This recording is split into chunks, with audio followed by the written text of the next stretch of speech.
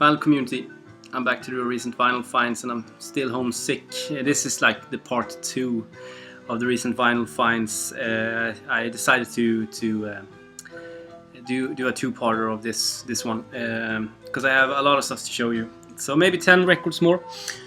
Playing in the background is Eggbus' first self-titled record from 1974 that I showed in my last video.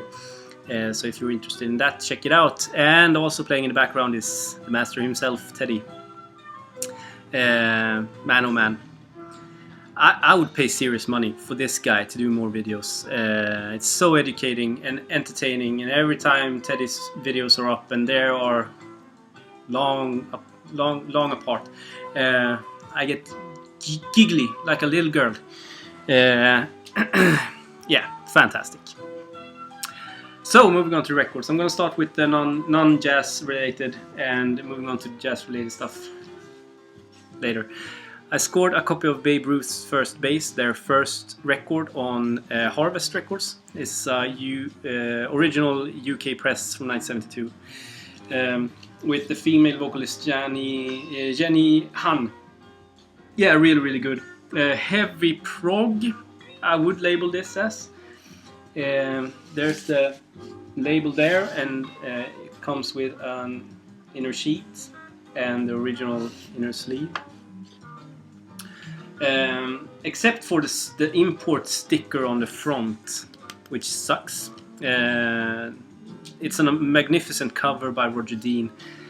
And they do a cover version of Zappa's King Kong, which is fantastic, in my opinion.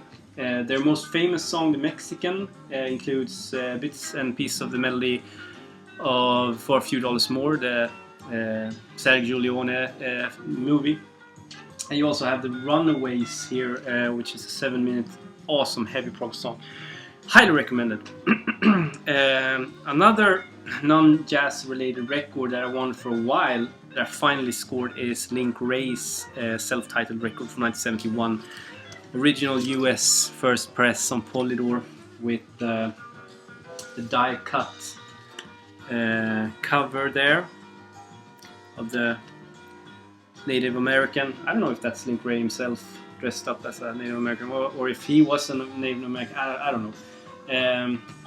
And original inner sleeve for that too, for a killer price. So I was super happy with that. Long time want.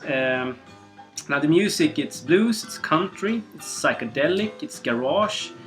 You have a little bit of everything on this one, and it's freaking fantastic. Better than I could ever imagine. I've read about it for a long time, but waited to listen to it until I had it on vinyl.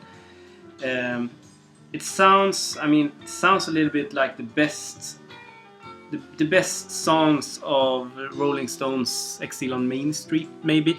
Has that same vibe to it. But don't be put off by that. I think that most of you that watch my videos would love this record, so highly recommended.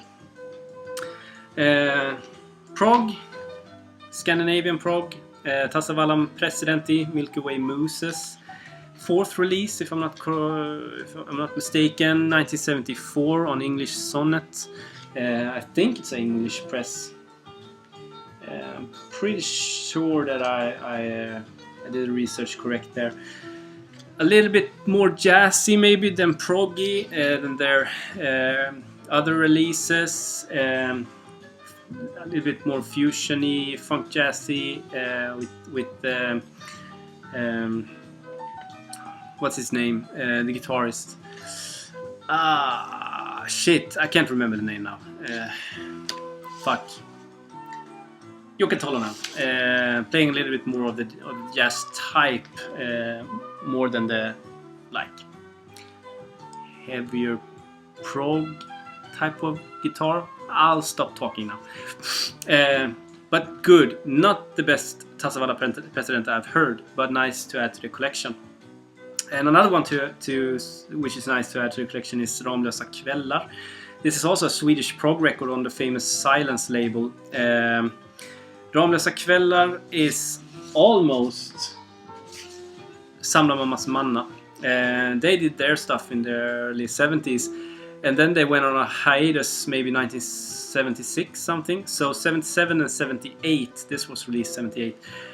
Costa Petria and Lars Holmér and a bunch of other guys from Samma Manna went on a tour, like with this lineup, Ramlösa kvällar, and did live cuts, and just live songs, original songs, I think, with that folk, traditional folk kind of attitude to it, and recorded this, the only release by Ramlösa kvällar.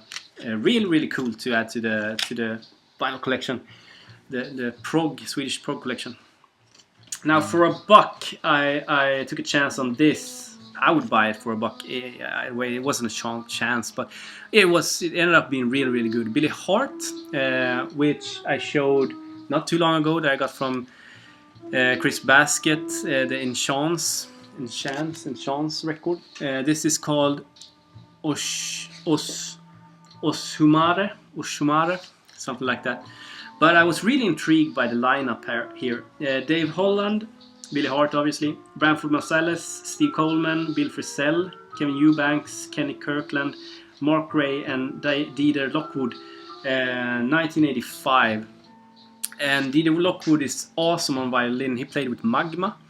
And Bill Frisell and Kevin Eubanks on guitars are killing it. And Billy Hart on drums, fantastic. Highly recommended jazz.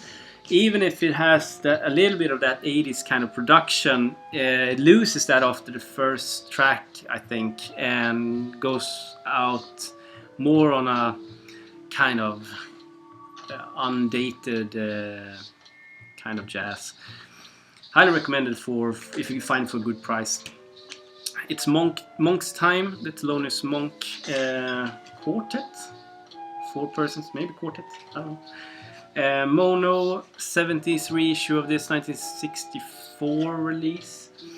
3 original cuts and 3 jazz standards on this one. Fantastic Monk record. Nice to have added to the Monk collection. And I've dug even deeper into my Coltrane kind of obsession is the wrong word, but I've read Coltrane on Coltrane, which is a great book if you're interested in Coltrane. This is, I guess, the book to go to. It's really good from start to finish, and you get a sense of the guy, not only his thinking on his music, but also how he acted and was privately. Yeah, super interesting. And I bought 2 records. This is early 70s, late 70s, early 80s reissues, but sounded good. I won't complain, and the music is there. I wish I had earlier pressings of these, obviously, but maybe one day I'll find them. I got them for a great price, so I won't complain. Coltrane live at the Village Vanguard, 1962, November 2nd and 3rd, with 2 kind of lineups. The first one includes Eric Dolphy, McCoy Tyner, Reggie Workman, and Elvin Jones. And on the second date, you have the same ones, but without Dolphy on it. This is fantastic, but a lot of you guys knows about this. Now, Jimmy Garrison is playing bass on the classic quartet lineup, and I did research online. It said that he would be on this on the second date, on Chasing the Train, which takes up the entire second side, but he's not credited on the sleeve, so maybe some of you can shed some light on that if you have any information. Fantastic music. And 1974 he released Crescent with the kind of famous quartet, McCoy Tyner, Jimmy Garrison, and Elvin Jones. And this was so damn good. I haven't heard this, never heard this before the vinyl experience. And I thought to myself that this would be like really far out there, more avant-garde-ish, free jazzy, but it wasn't. Not that that's a bad thing, but please understand me correct. Interesting, the drum thing, the last track on the second side is where Elvin Jones takes over, but you have Jim Garrison and Coltrane playing over it, almost a little bit like he did, I've read this, that he did on the drum and sax record Interstellar Space with Rashid Ali. Yeah, so maybe a glimpse of what's to come, I don't know, or what was going on. Yeah. Okay, so one of the best records I've ever heard in my entire life, and I'm not exaggerating on this one. I think it's a freaking masterpiece of a freaking record, and showed this in his latest video. Luis Maholo Octet with Spirits Rejoice, 1978. It's a motherfucker of a record. I've played it maybe, I got it yesterday in the post office. I played it maybe 3 times all the way through. I'm just loving this record, and Anders is playing a bit out of the record. I think it's the second track on the first side, You Ain't Gonna Know Me Cause You Think You Know Me.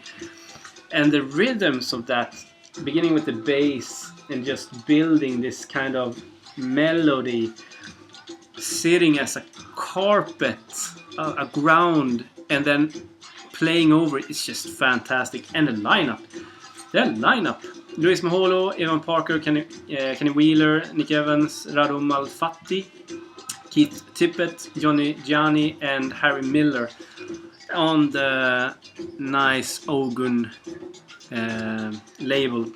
It was not cheap, but I got it for a pretty decent price considering what it goes for. So I'm super duper happy. Thanks, Anders, for playing that for me when I was at your place last time I visited, and thank you so much, Thomas, for selling it to me along with the Coltrane records. So yeah, and the last one, and this is maybe the find of the year, and definitely the find of the record fair that I went to. I got there a little bit early. We know the arrangers of the fair, so they let us in a little bit before all the other guys go there. And I have this seller that I've grown a little bit of a relationship with. Yeah, we're bouncing off each other pretty good.